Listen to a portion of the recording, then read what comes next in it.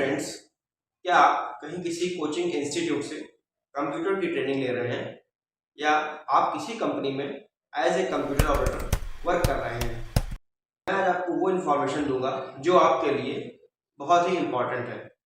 इस वीडियो में आज मैं आपको बताऊंगा कि कंप्यूटर में कौन से हार्डवेयर पार्ट होते हैं जो कंप्यूटर में इंटरनली और एक्सटर्नली कंप्यूटर से कनेक्ट रहते हैं, साथ ही उनका क्या रोल रहता है, कैसे हम उनको मार्केट से परचेज कर सकते हैं और कौन से पार्ट के बिना कंप्यूटर अपना वर्क कंप्लीट नहीं कर सकता है।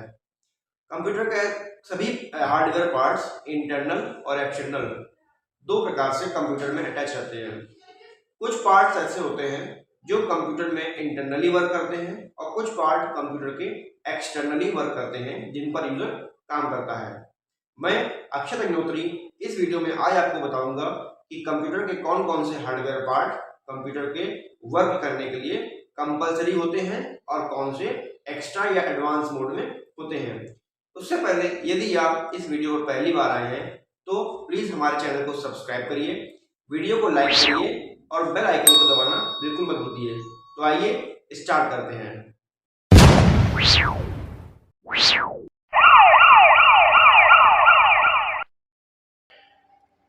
Welcome students to Nitya computer classes.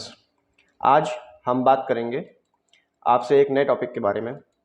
Computer में कौन कौन से हार्डवेयर पार्ट लगे होते हैं और वो अपने किस प्रकार से वर्क करते हैं। कंप्यूटर के कुछ पार्ट इंटरनली वर्क होते हैं और कुछ पार्ट एक्सटर्नली वर्क करते हैं। तो आइए आज आपको हम इस कंप्यूटर के हार्डवेयर पार्ट्स के बारे में डिस्क्राइब करते हैं।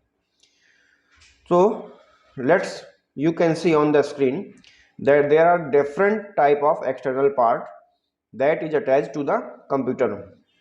जैसा कि आप स्क्रीन पर देख रहे हैं, there are four basic and necessary part which we see in computer connected to each other. If any one part is missing, computer cannot perform its complete work. So the necessary part कौन कौन से हैं मैं आपको बता रहा हूँ कि कंप्यूटर में चार टाइप के बेसिक नेसेसरी पार्ट होते हैं जो कि कंप्यूटर को वर्क करने के लिए बहुत ही ज़रूरी होते हैं।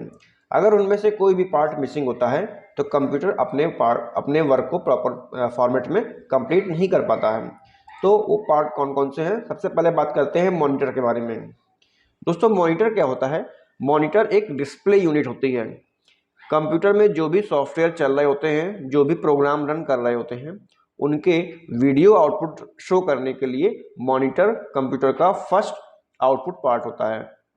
ये कंप्यूटर का ऐसा हार्डवेयर पार्ट है जिसके बिना कंप्यूटर बिल्कुल वर्क नहीं कर सकता, क्योंकि यूजर जो भी वर्क करेगा उस सभी वर्क का आउटपुट देखने के लिए कंप्यूटर मॉनिटर का यूज करता है। मॉनिटर मार्केट में दो प्रकार के मिलते हैं।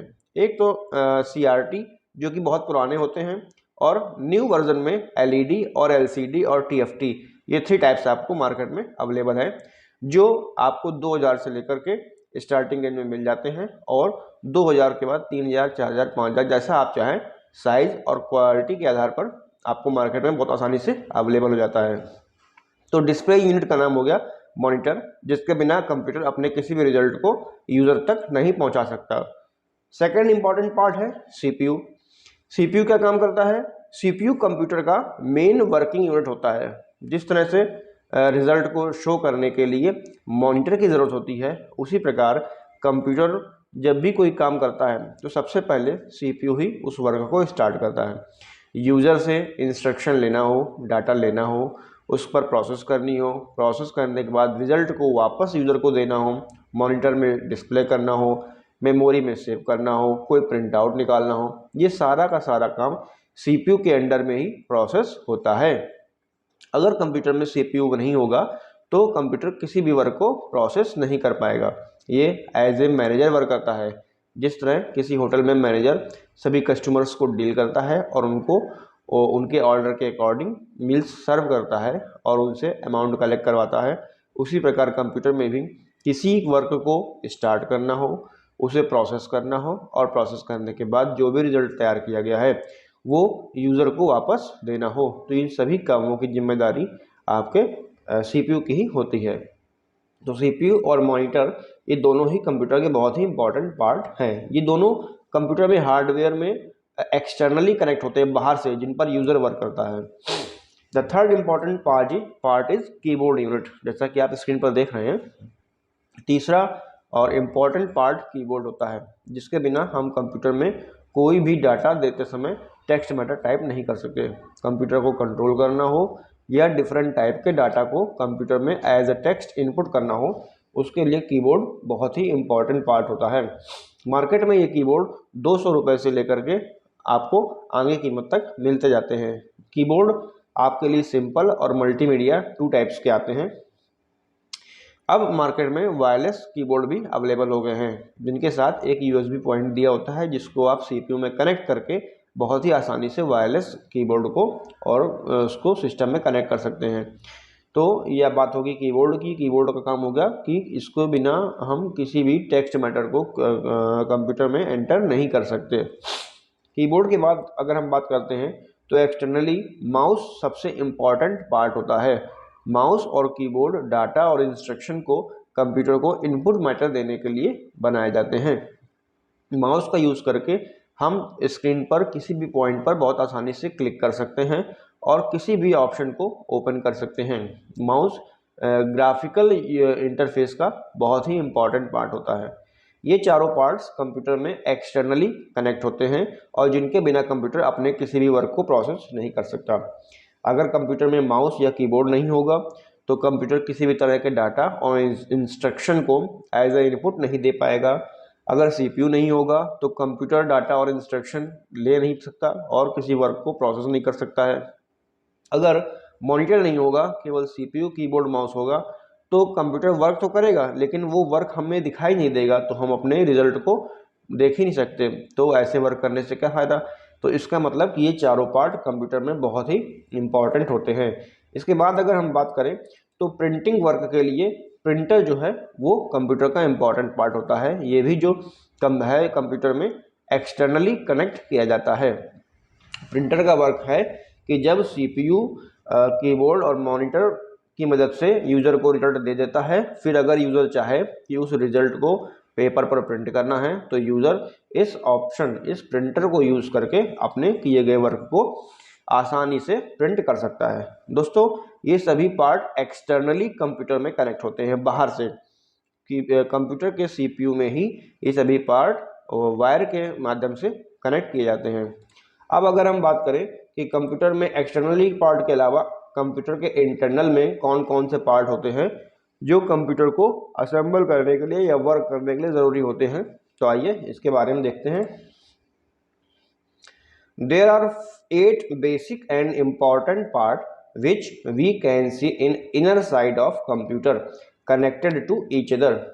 कंप्यूटर के CPU के अंदर 8 बेसिक और इम्पॉर्टेंट पार्ट होते हैं जो एक दूसरे से कनेक्ट रहते हैं और कंप्यूटर को स्मूथली वर्क करने के लिए बहुत ही ज़रूरी होते हैं।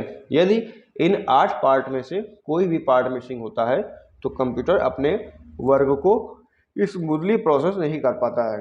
तो फर्स्ट पार्ट के बारे में अगर हम बात करें तो कंप्यूटर का सबसे इम्पॉर्टेंट तो नहीं कहेंगे, लेकिन जो उसका आउटर कवर होता है जिसमें बाकी सारे इम्पॉर्टेंट पार्ट कवर रहते हैं, उसको हम लोग कैबिनेट कहते हैं। कैबिनेट का काम यह है कि कैबिनेट को ही यूज़ करके हम कंप्यूटर में अंदर से लगने वाले सभी पार्ट को आपस में कनेक्ट करते हैं और उनको एक ही जगह असेंबल रख सकते हैं। जैसे कि ह्यूमन बॉडी में जो हमारा स्केलेटन होता है, हमारा कंकाल तंत्र होता है, वो हमारे सभी इंटरनल पार्ट्स की, इंटरनल ऑर्गन की सेफ्टी के लिए होता है। तो उसी प्रकार ये कंप्यूटर का स्केलेटन मान सकते हैं, कंप्यूटर का ढांचा, कि इसके अंदर ही आपके अदर सारे पार्ट्स कनेक्ट रहते हैं। सेकेंड पार्ट के बारे में अगर हम बात करें तो इसे हम SMPS कहते हैं।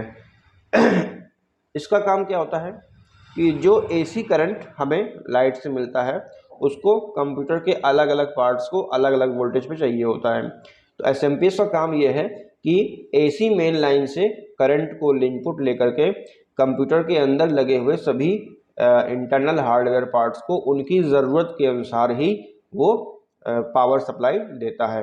तो SMPS का मतलब होता है कि वो पावर सप्लाई को डिस्ट्रीब्यूट करता है। थर्ड इम्पॉर्टेंट इंटरनल पार्ट है मदरबोर्ड। ये सबसे इम्पॉर्टेंट पार्ट है।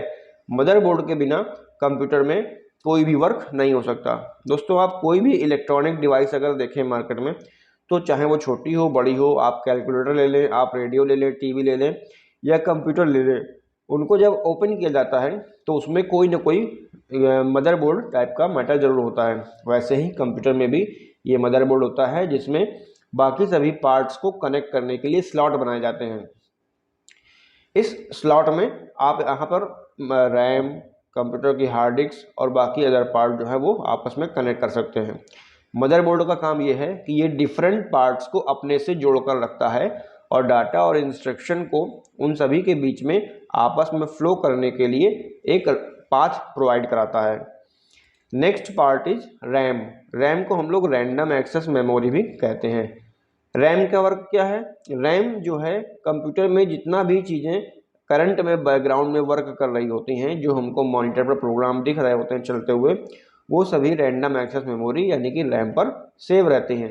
जब तक यूज़र किसी फाइल को बनाता है और बनाने के बाद उस फाइल को सेव नहीं करता, फिर भी वो फाइल यूज़र को डिस्प्ले होती रहती है, तो वो हमारी फाइल रैम पर ही रहती है। दोस्तों रैम एक टेम्परेरी मेमोरी होती है जो कि सिस्टम के शट डाउन होने के बाद में वापस जब स्टार्ट किया जाता है तो अपने आप को रिफ्रेश कर लेती है। इसका मतलब रैम में कोई भी मैटर परमानेंट नहीं होता है। रैम को हम लोग एज ए प्राइमरी मेमोरी भी मानते हैं। मॉनिटर पर जो कुछ हमको दिखता है, जैसे इस समय आप स्क्रीन देख रहे हैं, तो ये सारा मैटर आपको रैम पर ही मिलेगा। Next is the CPU। हम लोग बाहर से देखने वाले डब्बे को CPU कहते हैं, लेकिन जो वास्तव में CPU होता है वो आपको इस तरह से दिखता है, जैसा कि आपको ये इमेज में दिख रहा है। CPU को हम लोग सेंट्रल प्रोसेसिंग यूनिट भी कहते हैं और जिसके बिना कंप्यूटर किसी भी वर्क को प्रोसेस नहीं कर सकता। ये कंप्यूटर का नर्वस सिस्टम होता है, एज अ ब्रेन वर्क करता है। हम लोग बाहर से दिखने वाले बॉक्स को CPU कहते हैं, लेकिन CPU जो होता है वो मदरबोर्ड से कनेक्टेड ये वाला पार्ट होता है जो अभी आपने स्क्रीन पर देखा है लास्ट में। तो ये जो इंटेल कंपनी के आते हैं, गीगाबाइट के आते हैं और बहुत सारी कंपनीज के आते हैं, इनकी कीमत मार्केट में 2000 रुपये से लेकर इसके ऊपर आप क्वालिटी के बेस पे अरेंज कर सकते हैं। बिना CPU के कोई भी प्रोसेसर किसी भी तरह का कोई वर्क नहीं कर सकता। ये CPU और रैम ये दोनों ही मदरबोर्ड से कनेक्ट रहते हैं। तो next part is the CPU fan. दोस्तों CPU वर्क करते करते थोड़ा सा हीट होने लगता है, तो CPU के साथ में CPU फैन भी अटैच किया जाता है। इसका वर्क होता है कि ये CPU को वर्क करने पर जब CPU गर्म हो जाता है तो उसको थोड़ा सा ठंडा रखता है।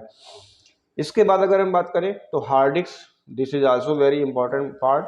एंड ये आपकी हार्ड डिस्क जो होती है ये बहुत बड़ी मेमोरी होती है। कंप्यूटर में जो भी फाइलों को हम सेव करते हैं और कोई भी काम करते हैं उनको सेव करने पर वो हार्ड डिस्क में ऑटोमेटिक सेव होता है जाके। रैम जो कि टेम्परेरी होती है, इसमें हम कोई चीज़ परमानेंट सेव नहीं कर सकते, इसलिए हार्ड डिस्क को ही यूज़ किया जाता है। जो भी वर्क हम जो भी इस फाइलों को सेव करते हैं वो सभी की सभी हार्ड डिस्क में परमानेंट फॉर्म में सेव रहती हैं। ये एक बहुत वास्ट मेमोरी होती है और डाटा को अपने आप में बहुत लंबे पीरियड तक, लॉन्ग टाइम तक सेव कर सकती है। इसके बाद अगर हम बात करें तो लास्ट चीज़ जो आती है वो होती है CD और DVD राइटर। अब प्रेजेंट टाइम में इनका यूज़ बहुत कम हो गया है, लेकिन पहले जब CD और DVD का वर्क चलता था तो इनका यूज़ बहुत ज़्यादा होता था। CD और DVD का काम होता है कि ये आपको CD का मैटर और DVD का मैटर प्ले करते हैं, साथ ही इसमें आप CD और DVD में नई क्रिएट करने के लिए भी इसको यूज़ कर सकते हैं, इसलिए इसको CD रीडर और CD राइटर दोनों कहते हैं। लेकिन जब से पेन ड्राइव और USB जैसी चीज़ों का ऑप्शन यूज़ होने लगा है तो CD और DVD का यूज़ बहुत कम होने लगा है। तो फ्रेंड्स ये 8 पार्ट्स जो होते हैं ये कंप्यूटर में इंटरनली कनेक्ट होते हैं, जो कि cabinet, SMPS, motherboard, RAM, CPU fan, hard disk और CD DVD तो अब ऑप्शनल हो गया है। बाकी 7 पार्ट्स ये कंपलसरी हैं जिनके बिना कंप्यूटर अपने किसी भी वर्क को प्रोसेस नहीं कर सकता है। तो उम्मीद करता हूँ कि ये वीडियो की इन्फॉर्मेशन आपको अच्छी लगी होगी। अगर आपको हमारा वीडियो पसंद आता है तो इस वीडियो को लाइक करिए, चैनल को सब्सक्राइब करिए और बेल आइकन को दबाना बिल्कुल मत भूलिएगा।